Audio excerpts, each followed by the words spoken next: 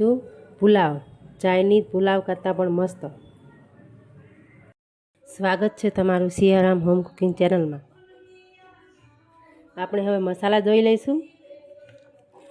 2 ડુંગળી, 2 ટામેટાં, 100 ગ્રામ ફુલાવર, 100 ગ્રામ ગાજર, 50 ગ્રામ વટાણા અને આ મસાલો, તેજપત્તા અને લવિંગ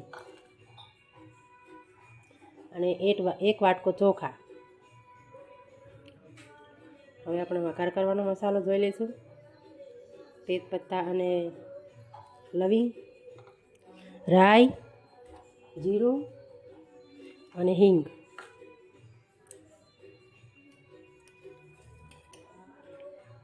જોઈ લઈશું ધાણા જીરું, હળદર, ગરમ મસાલો અને લાલ મરચું અને આ વઘાર માટે તેલ। હવે આપણે ચોખા બાફી લઈશું। પાસ્તાનો મસાલો નાખશો તો બહુ સરસ બનશે। લીલો મસાલો જોઈ લઈશું। આદુ મરચીની પેસ્ટ, લીમડીના પત્તા અને ધાણા। આમાં તમારે લસણ નાખવું હોય તો પણ તમે નાખી શકો છો, મેં નથી નાખ્યું પણ તમે નાખી શકો છો।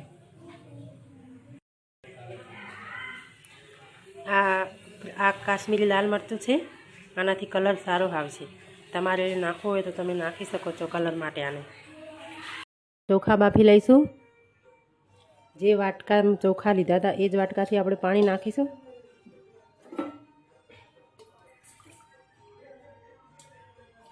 એક, બે અને અઢી, ટોટલ 2.5 વાટકા પાણી નાખે છે। હવે આપણે ચોખા નાખી દઈશું।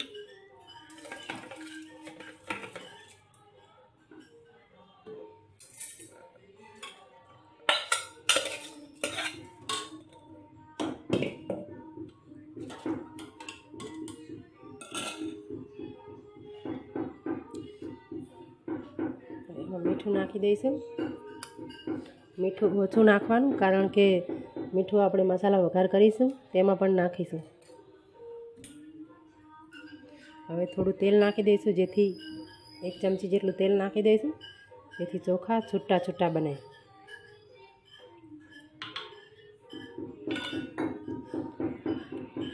જ્યાં સુધી આપણા ચોખા થાય છે ત્યાં સુધી આપણે ડુંગળી કાપી લઈશું। ટામેટાં અને ડુંગળી બંને કાપી લઈશું આપણે।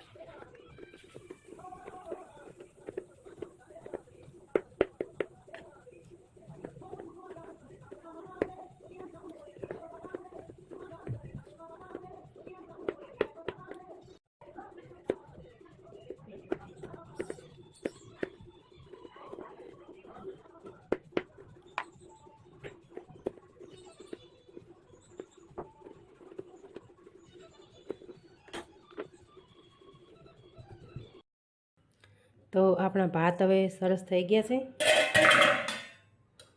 છૂટા છૂટા બન્યા છે ને એકદમ। તો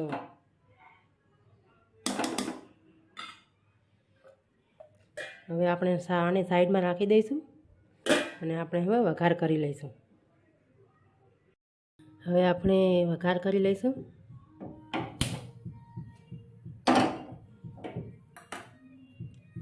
તેલ નાખી દઈશું.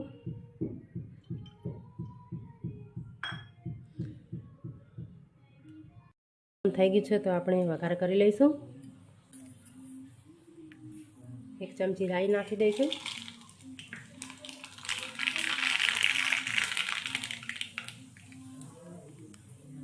1 ચમચી જીરું,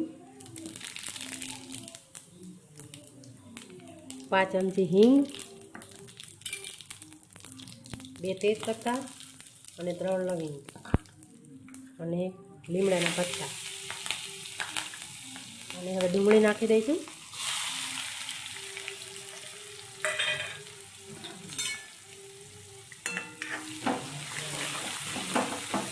હવે ડુંગળીને થોડી વાર માટે ચડવા દઈશું. હવે આપણે બાકીનું શાકભાજી નાખી દઈશું.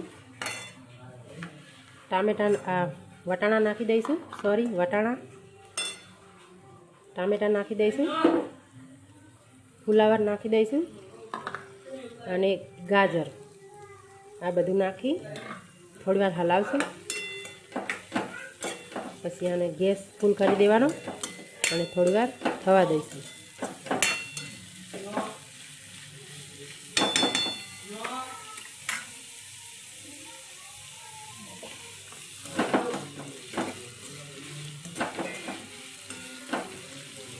હવે આપણે આને થોડી વાર ઢાંકીને મીડિયમ ગેસ પર રવા દઈશું. ફ્રેન્ડ્સ, તમે મારી ચેનલ પર નવા હોય તો મારી ચેનલને સબસ્ક્રાઈબ કરી લેજો. તો આપણા શાકભાજી હવે થઈ ગયા છે. આપણે હવે એમાં મસાલો કરી લઈશું. ગરમ મસાલો નાખી દઈશું અડધી ચમચી. 1 ચમચી ધાણા જીરું પાવડર, 1 ચમચી હળદર અને અડધી ચમચી મીઠું. મીઠું ઓછું નાખવાનું કારણ કે આપણે ભાતમાં પણ મીઠું નાખ્યું હતું. મરચું નાખી દઈશું. આદુ મરચાંની પેસ્ટ 1 ચમચી જેવી. કાશ્મીરી લાલ મરચું આપણે પાછળથી નાખીશું. હવે આપણે આને હલાવી લઈશું.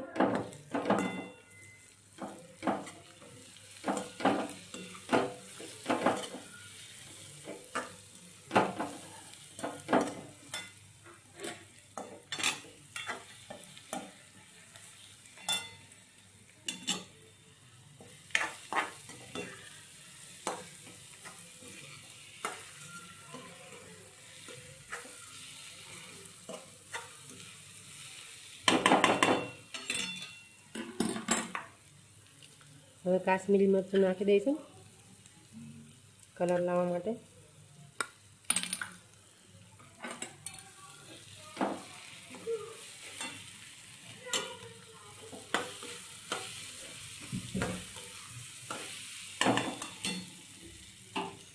હવે આમાં પાસ્તાનો મસાલો નાખી દઈશું.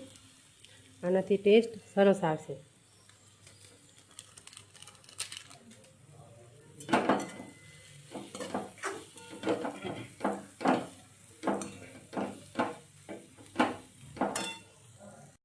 પાસ્તાનો મસાલો તમે નાખશો તો તમારે આમાં કોઈ બી સોસ નાખવાની જરૂર નહીં પડે. આ પુલાવમાં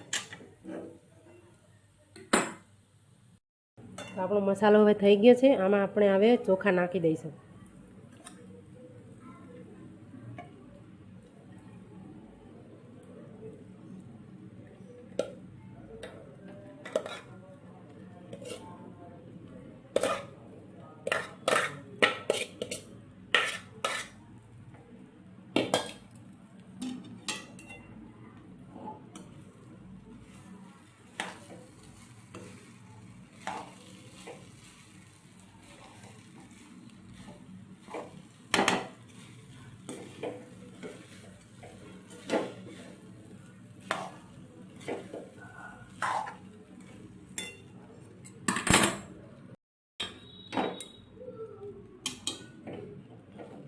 તો તૈયાર છે આપણા ચટપટા પુલાવ.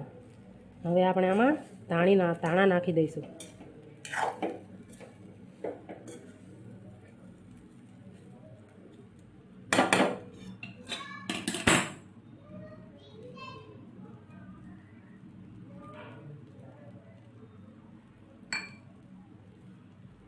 તમને આ પુલાવ કેવા લાગ્યા કોમેન્ટમાં જરૂરથી જણાવજો અને મારી ચેનલને સબસ્ક્રાઈબ કરી લેજો.